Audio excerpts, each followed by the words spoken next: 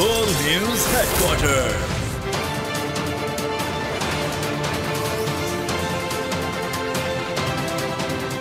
अस्सलामुअलैकुम, बोल news headquarters से खुशामदीद। मैं हूँ सैयद रज़ी। मैं हूँ शाइस्ता शहजाद। हेडलाइंस आपने जानी, बुलेटिन में बात होगी। लहू लहू गजा, शहर शहर एहतजाज, इसराइल में सियासी तूफान, बड़ी साजिश बेनकाब, लाहौर में जलसा होगा, क्रिकेट की सबसे बड़ी जंग, कल होगा क्या सब फिक्रमंद, और बड़े टाकरे की तैयारी। इसराइल ने गजा को मलियामेट कर दिया। खौफनाक बरसते बमों ने मासूम फलस्तीनियों को लहू लहू कर दिया। इमारतें मलबे का ढेर बनकर निहत्ते शहरियों की कब्रों में तब्दील हो गईं। सिर्फ 7 दिनों में इसराइल ने गजा पर 4000 टन बम गिरा दिए। आम शहरियों की 30,000 रिहाइशगाहें इसराइली वहशत की जद में आ चुकी। शहीद फलस्तीनियों की तादाद 1570 हो गई। 7,500 जख्मी हैं। जख्मियों में भी 40% बच्चे हैं। 4.5 लाख अफराद मुसीबत के आलम में महफूज पनाह की तलाश में दरबदर हो गए। गजा का पानी भी बंद है, अस्पतालों में बिजली नहीं। जख्मी तड़प तड़प कर जाने दे रहे हैं। इस तमाम तर बर्बरियत के बावजूद इसराइल के दिल की आग ठंडी नहीं हुई। इसराइल ने गजा के 11 लाख अफराद को 24 घंटों में इलाका खाली करने का हुक्म भी दे दिया। इसराइल ने एक बार फिर अपनी दरिंदगी दिखा दी। गजा को खून में डुबोकर खंडरात में तब्दील कर दिया। इसराइली फौज के मुताबिक गजा पर उसने 4000 टन वजनी बम गिराए हैं। अब तक कुल 6000 बम गिरा चुका है। इसराइली हमलों में बेशतर अमवात खवातीन और बच्चों की हुई। 450 बच्चे और 300 के लगभग खवातीन शहीद हो चुकी हैं। 7500 जख्मियों में भी 40% बच्चे हैं। इसराइली बर्बरियत में बेघर होने वाले फलस्तीनियों की तादाद 4.5 लाख तक पहुंच गई। तबाहाल रोते बिलखते बच्चे और उनके खानदान खुले मुकामात, स्कूलों और गिरजाघरों में पनाह लेने पर मजबूर हो गए। इसराइल ने गजा का पानी, बिजली और गैस भी बंद कर दी। बमबारी से जख्मियों की तादाद में भी मुसलसल इजाफा हो रहा है। गजा में अस्पतालों में जख्मियों के लिए बिस्तर और दवाएं कम पड़ गयी। बिजली बंद होने से वेंटिलेटर्स पर मौजूद जख्मी जान देने लगे। गैर मुल्की सहाफियों की टीम कवरेज के लिए गजा के अस्पताल पहुंची तो अलमनाक मनाजिर ने सहाफियों को भी रुला दिया। इसराइल ने इमदादी कारकुनों को भी ना बख्शा। तिब्बी अमले के भी 50 से ज्यादा अरकान शहीद हो चुके हैं। इसराइल ने गजा के गिर्द 3 लाख फौज तैनात कर रखी है। फौज को किसी भी वक्त जमीनी हमले का हुक्म दिया जा सकता है। इसराइल ने फलस्तीनियों को वार्निंग दी है कि वो जुनूबी इलाकों की तरफ हिजरत कर जाएं और अगले हुक्म तक इन इलाकों का रुख ना करें। फलस्तीन में जारी इंसानी अलमिया हर गुजरते लम्हे के साथ संगीन होने लगा। अक़वाम मुत्तहिदा ने फलस्तीनियों की फौरी ज़रूरियात के लिए 29 करोड़ 40 लाख डॉलर का मुतालबा कर दिया। अक़वाम मुत्तहिदा का कहना है कि 12 लाख अफराद को फौरी तौर पर खुराक, अद्वियात और पनागाहों की हंगामी बुनियादों पर ज़रूरत है। ह्यूमन राइट्स वॉच ने कहा है कि इसराइल की जानिब से फास्फोरस बमों का इस्तेमाल गजा में जारी अलमिये को बढ़ा रहा है। रूस ने इसराइल से फौरी जंगबंदी का मुतालबा किया। रूसी वज़ारत ख़ारजा ने कहा कि आम शहरियों की अमवात की वजह इसराइल के अंधाधुंध हमले हैं। इसराइल के जंगी जराइम पर दुनिया भर में आवाजें उठने लगी। अक़वाम मुत्तहिदा ने फलस्तीनियों की फौरी जरूरियात के लिए 29 करोड़ 40 लाख डॉलर का मुतालबा किया है। अक़वाम मुत्तहिदा का कहना है कि 12 लाख अफराद को फौरी तौर पर खुराक, अद्वियात और पनागाहों की हंगामी बुनियादों पर जरूरत है। गजा के अस्पतालों में भी इंसानी अलमिया जन्म ले रहा है। अक़वाम मुत्तहिदा ने इसराइल से मुतालबा किया है कि वो 11 लाख फलस्तीनी आबादी को गजा खाली करने की वार्निंग का हुक्म भी वापस ले। उधर ह्यूमन राइट्स वॉच ने कहा है कि इसराइल की जानिब से फास्फोरस बमों का इस्तेमाल गजा में जारी अलमिये को बढ़ा रहा है। तंजीम ने अपने बयान में कहा कि मौसूल होने वाली वीडियो से फास्फोरस बम के इस्तेमाल की तस्दीक होती है। शहरी आबादी पर ममनुआ हथियारों के इस्तेमाल से गुरेज किया जाए। उधर रूस ने इसराइल से फौरी जंगबंदी का मुतालबा किया है। रूसी वज़ारत ख़ारजा ने कहा आम शहरियों की अमवात की वजह इसराइल के अंधाधुंध हमले हैं। गजा में खुराक और अद्वियात की फौरी फराहमी की इजाजत दी जाए। पाकिस्तान अक़वाम मुत्तहिदा में फ़लस्तीनियों की आवाज़ बन गया। अक़वाम मुत्तहिदा में पाकिस्तान के मुस्तकिल मिशन की सेकंड सेक्रेटरी राबिया एजाज ने फ़लस्तीनियों के हक़ में आवाज़ उठाते हुए इसराइली बर्बरियत की मजम्मत की है। कहा अंधाधुंध बमबारी, खुराक, अद्वियात की बंदिश इंसानी हुकूक की संगीन खिलाफ वर्जी है जो कबूल नहीं। आलमी बरादरी को 2 रियासती हल के लिए मिलकर काम करना चाहिए। ऐसी फ़लस्तीनी रियासत जिसका दारुल हुकूमत अल-कुद्स शरीफ हो। Pakistan is deeply concerned by the cycle of occupation, oppression and violence in Palestine. The rapidly deteriorating and dire humanitarian situation in Gaza due to the indiscriminate aerial bombardment, including of civilian and even protected UN targets, and an inhumane blockade of food, fuel and medicines as collective punishment of the entire Palestinian population of Gaza by Israeli occupation forces are unacceptable. These actions amount to war crimes and crimes against humanity. The international community must work together for a just, comprehensive and lasting 2-state solution with a viable, sovereign and contiguous state of Palestine on the basis of pre-1967 borders with Al-Quds Al-Sharif as its capital. Israel ने गजा को खंडर बना दिया। Israel की सफाकी पूरी दुनिया के सामने आ गई। गजा के दिलखराश मनाज़िर आपको दिखाते हैं। दुनिया भर के लोग फ़लस्तीनियों की हिमायत में उमड़ आए। फ्रांस, यूनान, उर्दन, इंडोनेशिया, फिलिपाइन, अमरीका और दीगर ममालिक में फ़लस्तीन के हक़ में मुज़ाहरे जारी हैं। फ्री फ़लस्तीन के नारे गूंज रहे हैं। गजा पर इसराइल के जारहाना हमले, निहत्ते शहरियों और बच्चों का कत्लेआम, आलमी ताकतें खामोश, अवाम सड़कों पर निकल आए। मशरिक़ी वस्ता समेत मगरबी ममालिक में फ़लस्तीन के साथ इज़हार यकजहती के लिए मुज़ाहरे जारी। फ्रांस में पाबंदी के बावजूद पेरिस में अवाम की बड़ी तादाद ने फ़लस्तीनी परचम लहरा दिए। इसराइल दहशतगर्द, फ़लस्तीन से इनको बाहर निकालो के नारे लगा दिए। यूनान के दारुल हुकूमत एथेंस में लोग पार्लियामेंट के सामने जमा हो गए, फ़लस्तीनियों के हक में रैली निकाली। कोलंबिया यूनिवर्सिटी न्यूयॉर्क कैंपस में तलबा की बड़ी तादाद फ़लस्तीनियों से इज़हार यकजहती के लिए निकल आई। फ्री फ़लस्तीन के नारे गूंज उठे। जर्मनी, स्पेन, इटली, सिडनी में भी हजारों अफराद ने फ़लस्तीन के हक में मुज़ाहरे किए। पाकिस्तान में गजा पर वहशियाना बमबारी और फ़लस्तीनियों से इज़हार यकजहती के लिए मुज़ाहरे किए जाएंगे। जमीयत उलमा इस्लाम, जमात इस्लामी, मजलिस वहदतुल मुस्लिमीन, तहरीक लब्बैक पाकिस्तान समेत मुख्तलिफ दीनी जमातों की अपील पर नमाज जुमा के बाद रैलियाँ निकाली जाएंगी और मुज़ाहरे किए जाएंगे। कराची, लाहौर, पेशावर, कोयटा समेत मुल्क भर में अवाम सड़कों पर निकल कर फ़लस्तीनियों के कत्लेआम पर एहतजाज करेंगे। अमेरिका का इसराइल की मुकम्मल हिमायत का ऐलान। वज़ीर ख़ारजा के बाद वज़ीर दिफ़ा लॉयड ऑस्टिन भी तल अवीव पहुँच गए। वज़ीर ख़ारजा एंटनी ब्लिंकन ने कहा कि वो तनाज़े को फैलने से रोकने के लिए पूरे खित्ते के दीगर रहनुमाओं से मुलाकात करेंगे। अमेरिका इसराइल और उसके अवाम के साथ आज, कल और हर रोज़ खड़ा है।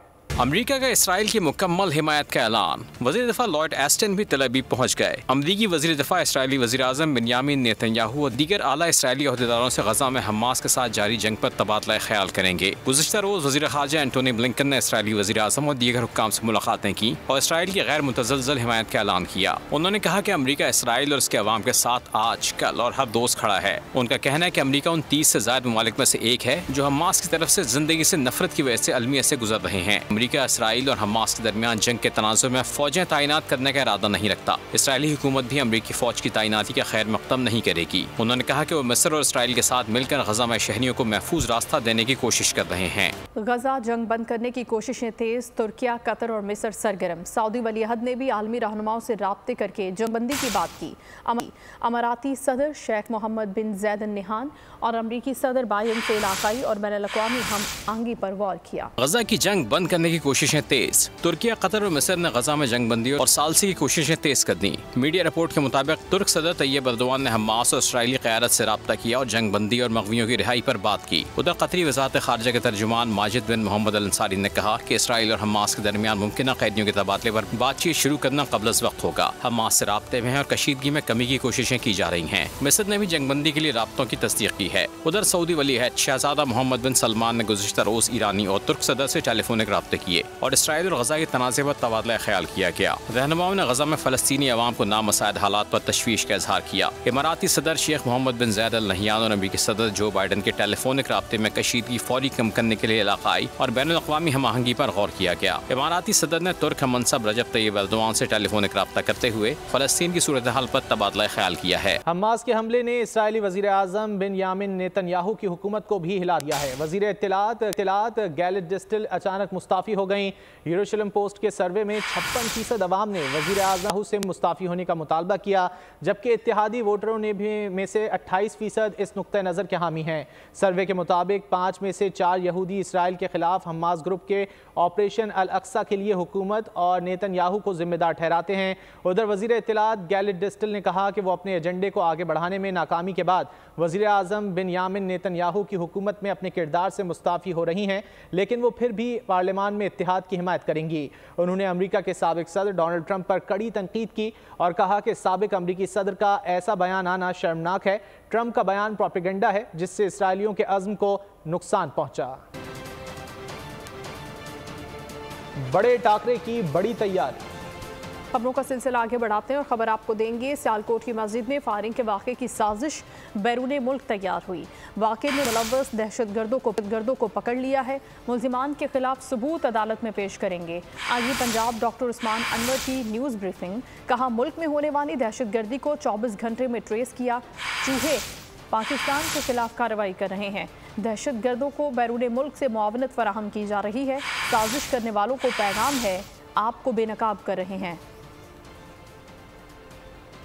एक मस्जिद के अंदर सुबह के वक्त फायरिंग करके कुछ अफराद को शहीद कर दिया। पाकिस्तान की लॉ इन्फोर्समेंट एजेंसीज ने, चाहे वो पंजाब की पुलिस है, चाहे वो काउंटर टेररिज्म डिपार्टमेंट है, ISI, IB, MI, city wing, तमाम लोगों ने इकट्ठे होकर पाकिस्तान के अंदर होने वाली इस दहशतगर्दी को 24 घंटे के अंदर ट्रेस किया, मालूम किया, उनको डिटेक्ट करने के बाद उनको पकड़ा और उनके आने वाले बदबूदार और गंदे इक़दामात को इंशाअल्लाह ताला थ्वाट कर लिया।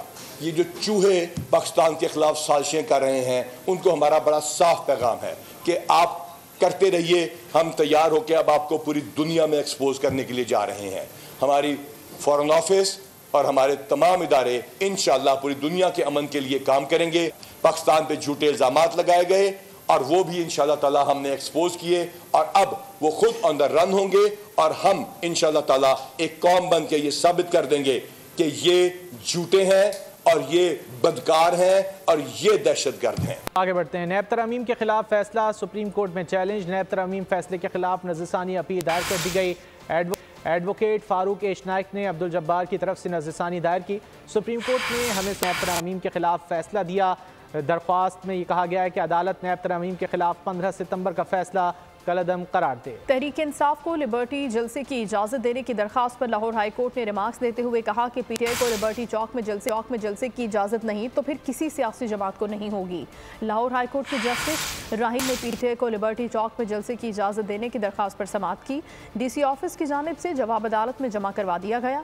रिपोर्ट के मुताबिक डिस्ट्रिक्ट इंटेलिजेंस कमेटी ने PTI को जलसे का NOC जारी करने से इनकार कर दिया। अदालत ने PTI वकील को मुतबादिल जगह के लिए DC लाहौर को नई दरख्वास्त देने का हुक्म देते हुए कहा कि आप किसी दूसरी जगह के लिए दरख्वास्त दे दें। डिप्टी कमिश्नर पीर तक जलसे के लिए नई जगह की दरख्वास्त पर फैसला करें। फ्यूल प्राइस एडजस्टमेंट से मुतालिक केस सुप्रीम कोर्ट ने समाअत के लिए मुकर्रर कर दिया। चीफ जस्टिस काजी फैज़ ईसा की सरबराही में 3 रुकनी बेंच 15 अक्टूबर को समाअत करेगा। रजिस्ट्रार ने अटर्नी जनरल और DG सफीस को नोटिस जारी कर दिए। बेंच में जस्टिस अमीनुद्दीन और जस्टिस अतहर मिनुल्लाह शामिल हैं। और बात हो जाए पाकिस्तान और भारत के टाकरे की, जो कल होने जा रहा है। मुकाबले के लिए तैयारियों की गर्ज से पाकिस्तानी टीम प्रैक्टिस सेशन भी करेगी। ग्रीन शर्ट्स ने पहला प्रैक्टिस सेशन किया है, दूसरी तरबियती मश्क आज होगी। मैच के लिए पाकिस्तानी टीम की फातिह प्लेइंग 11 बरकरार रखे जाने का इम्कान है। फिटनेस मसाइल की सूरत में एक तब्दीली की जा सकती है। पाक भारत टाकरा पाकिस्तानी वक्त के मुताबिक दोपहर 1:30 बजे। वर्ल्ड कप का high voltage encounter Pak Bharat match, जीत की जंग पूरी शिद्दत से लड़ी जाएगी। यहाँ सिर्फ सलाहियत ही नहीं, असाबी कुव्वत भी दरकार होगी। 1,32,000 तमाशाइयों की मौजूदगी में कारकर्दगी दिखाना होगी। परफॉर्मेंस हीरो बनाएगी।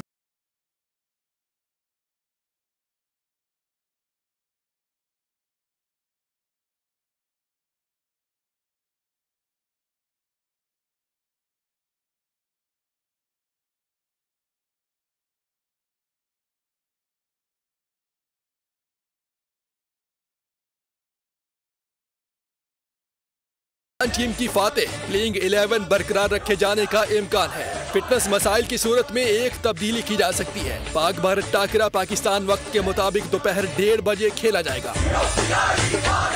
और कल होने वाले पाक भारत टाकरे से कबल BCCI रंगारंग तकरीब मुनक्किद करेगा। शहंशाह बॉलीवुड अमिताभ बच्चन, सुपरस्टार रजनीकांत के अलावा क्रिकेट लेजेंड सचिन तेंदुलकर भी शिरकत करेंगे। मारूफ भारतीय गुलकार अरिजीत सिंह अपनी आवाज़ का सुर बिखेरेंगे।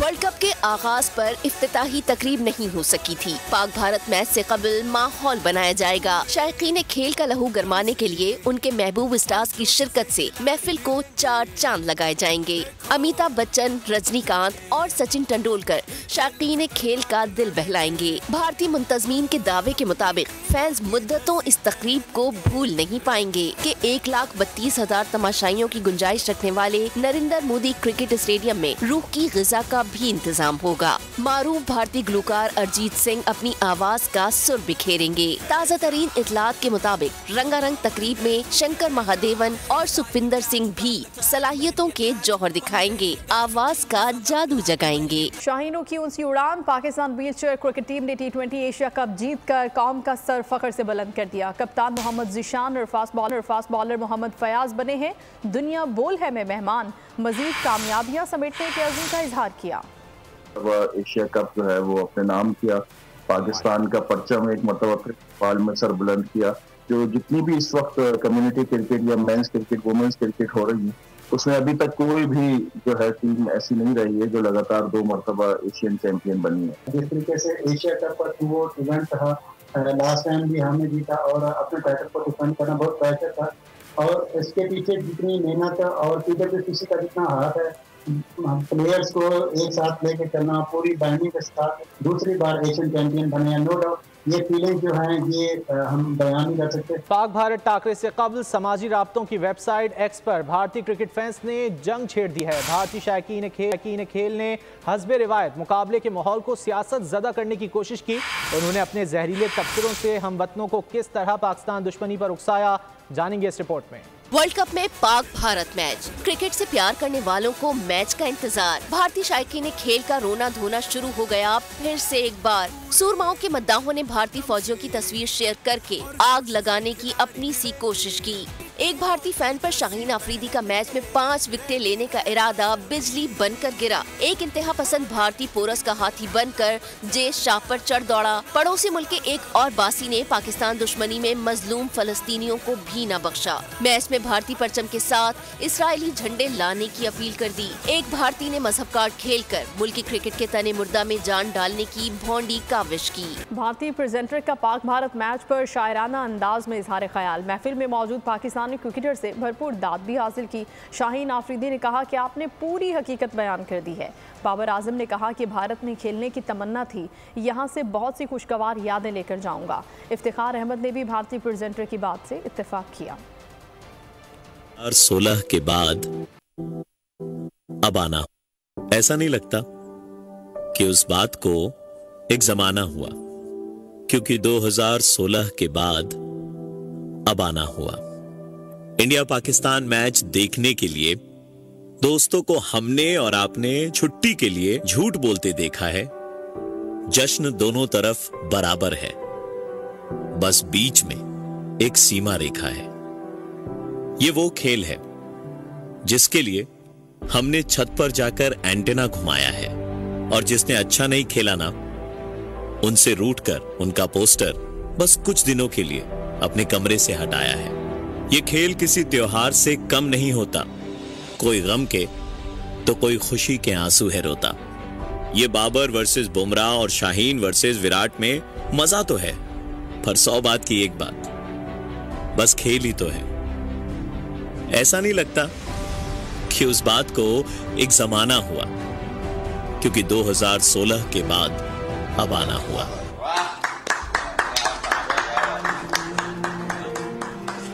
पूरी हकीकत आपने बयान की। हर कंट्री में खेलों में इंडिया ही रह गया था, तो वो भी पूरी हो गई, तो इसमें अच्छी मेमोरीज लेके जाऊंगा। बिल्कुल आपने सही कहा है कि एक ज़माना था कि हम ऊपर इंटीरियर को ठीक करते थे। जैसे लोगों ने हमारा इस्तकबाल किया, ऐसा लगा जैसे हम अपने घर में। बोल न्यूज़ के इस बुलेटिन से फिल वक्त इतना ही। किसी भी खबर की तफसील के लिए विजिट कीजिए हमारी वेबसाइट bolnews.com और देखते रहिए बोल न्यूज़।